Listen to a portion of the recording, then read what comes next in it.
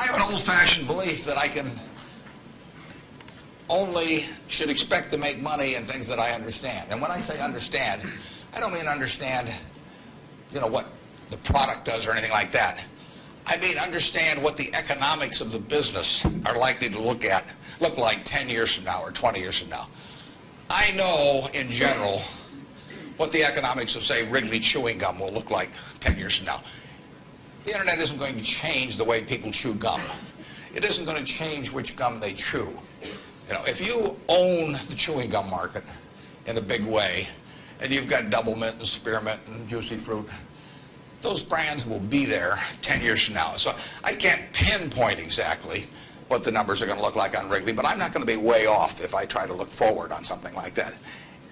Evaluating that company is within what I call my circle of competence. I understand what they do, I understand the economics of it, I understand the competitive aspects of the business. There can be all kinds of companies that have wonderful futures, but I don't know which ones they are. I've given talks in the past where I carry with me a 70-page, tightly printed list, and it shows 2,000 auto companies. Now, if at the start of the 20th century, you had seen what the auto was going to do to this country, the impact it would have on the lives of then your children and grandchildren and so on. It transformed the American landscape. But of those 2,000 companies, 3 basically survive. And they haven't done that well many times. So how do you pick 3 winners out of 2,000? I mean, it's not so easy to do. It's easy when you look back, but it's not so easy looking forward. So you could have been dead right on the fact that the auto industry, in fact, you probably couldn't have predicted how big an impact it would have. But you wouldn't have, if you'd bought companies across the board, you wouldn't have made any money, because the economic characteristics of that business were not easy to define. I've always said the easier thing to do is figure out who loses. And what you really should have done in 1905 or so, when you saw what was going to happen with the auto, is you should have gone short horses. There were 20 million horses in 1900, and there's about 4 million horses now. So it's easy to figure out the losers. The loser is the horse.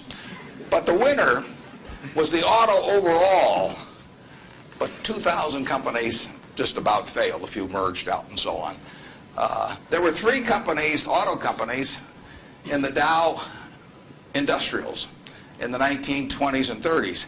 Studebaker, Nash Kelvinator, and Hudson Motor. Now those names are all familiar to me, and maybe some of them are familiar to you, but they're not making any cars.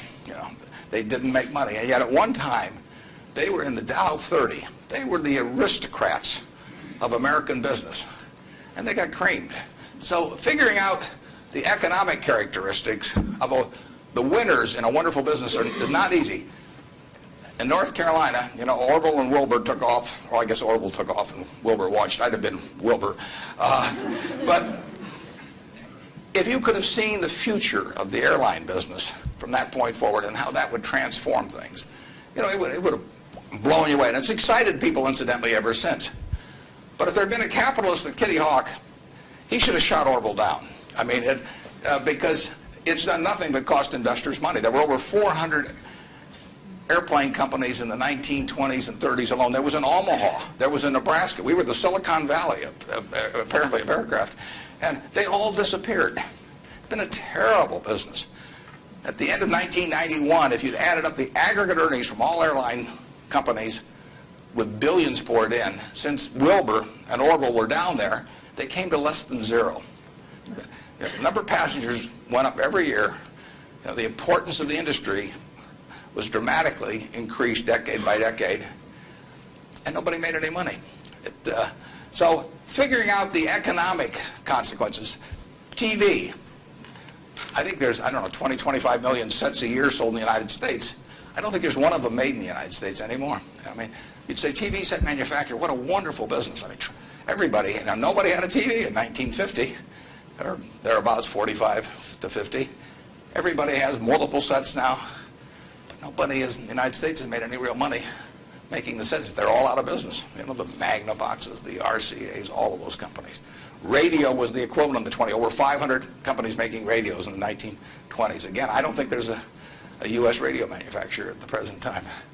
But Coca-Cola, you know, what was it, 1884 at Jacobs Pharmacy or whatever, the fellow comes up with something. A lot of copiers over the years, but now you've got a company that is selling roughly 1.1 billion 8-ounce servings of its product, not all Coke, Sprite, and some others, daily throughout the world 117 years later. So understanding the economic characteristics of a business is different than predicting the fact that an industry is going to do wonderfully.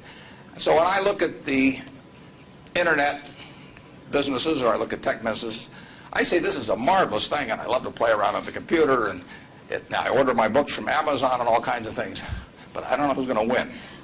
And unless I know who's going to win, I'm not interested in investing. I'll just play around on the computer. And defining your circle of competence is the most important aspect of investing. It's not how important, how large your circle is. You don't have to be an expert on everything. But knowing where the perimeter of that circle of what you know and what you don't know is, and staying inside of it, is all important. Tom Watson Sr., who started IBM, said in his book, he said, "I'm no genius," he said, "but I'm smart in spots, and I stay around those spots." And you know, that is the key. So if I understand a few things, and I stick in that arena, I'll do okay. And if I don't understand something, but I get all excited about it because my neighbors are talking about it, and stocks are going up and everything, I start fooling around someplace else, eventually I'll get creamed, and I should.